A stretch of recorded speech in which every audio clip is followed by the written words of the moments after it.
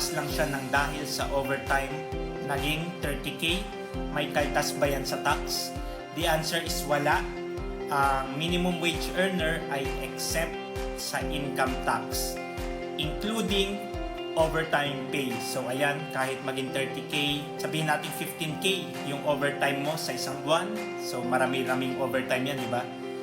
Total ng 30K yung sahod mo, 15K minimum wage, plus 15K na overtime pay as a minimum wage earner.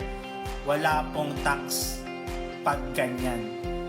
And then, hindi lang overtime pay, again, pag minimum wage earner. Yun yung pinaka-importante guys, pag minimum wage earner, yung classification mo, at syempre, yung talagang pay mo, di ba? Pasok sa minimum wage rate.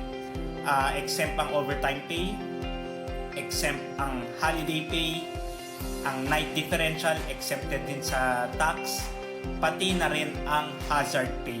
So, ganun siya. If you are a freelancer at meron kang concern or question regarding freelancers BIR registration and freelancers tax compliance, comment mo lang yan at sasagutin ko yan.